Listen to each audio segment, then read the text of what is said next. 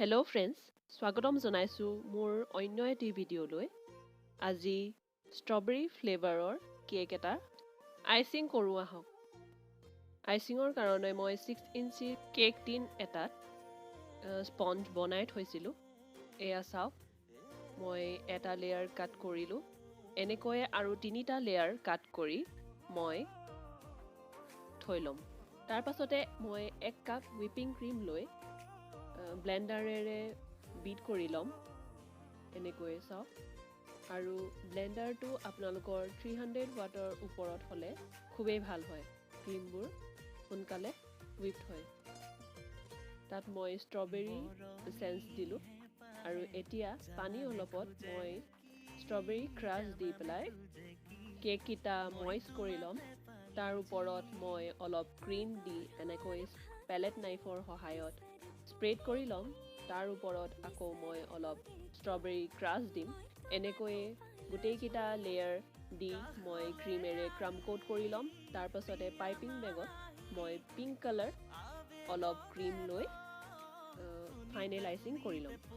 এনেকৈয়ে চব পেলেট নাইফৰ সহায়ত মই ফাইনেল আইচিং কৰি লৈছোঁ। য'ত য'ত গেপ আছে সেইখিনি মিলাই দিলোঁ, আৰু এতিয়া স্ক্ৰেপাৰৰ সহায়ত ভালকৈ মই ক্ৰীমখিনি মিলাই লৈছোঁ। এয়া চাওক, স্ক্ৰেপাৰৰ সহায়ত কৰিলে খুবেই ভাল হয়। এতিয়া মই চাৰ্ভাৰলৈ কেকটো ট্ৰান্সফাৰ কৰি ল'লোঁ, আৰু এতিয়া মই ডাৰ্ক পিংক কালাৰ লৈ এনেকৈয়ে ডট ডটকৈ দি যাম তলত। তাৰ পাছতে গানাছ বনাম। গানাছখিনি মই এনেকৈ এটা ছাইডে ড্ৰপছবোৰ দি যাম। এয়া চাওক, মোৰ এটা ছাইডে এনেকৈ ড্ৰপছবোৰ দিয়া হৈ গ'ল। তাৰ পাছত হোৱাইট ক্ৰীমেৰে মই ৰ'জেট বনাই ল'ম M1 নজলৰ সহায়ত। তাৰ ওপৰত মই অলপমান স্প্ৰে কৰি দিম, ডাষ্ট স্প্ৰেটো কৰিম। কিন্তু চাওক, মোৰ এটা ভুল হৈ গ'ল। ইয়াত মই কেকৰ ওপৰতো অলপ পৰি গ'ল।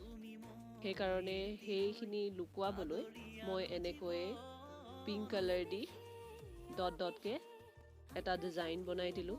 তাৰ পাছত মই দিলোঁ গল্ডেন বলছ, আকৌ দিলোঁ চিলভাৰ বল।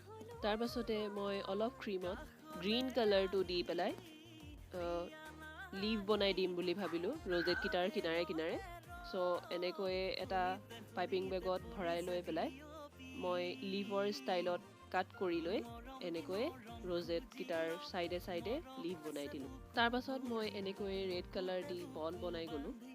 এয়া চাওক, মোৰ পাৰ্পল কালাৰখিনি একেবাৰে লুকাই গ'ল।